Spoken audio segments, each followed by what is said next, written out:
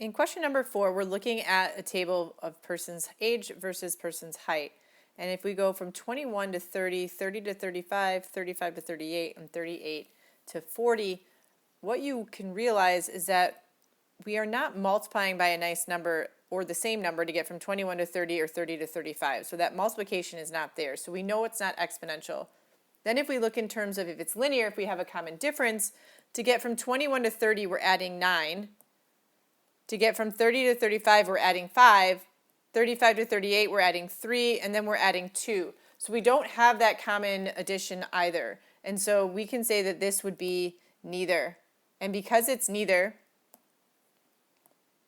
or it is neither because it doesn't have a common first difference or a common ratio, which means we are not adding by the same number each time, and we are not multiplying by the same number each time. So then it asks, does it have a constant rate of change or a constant ratio? It doesn't have either. So we can say down there, none.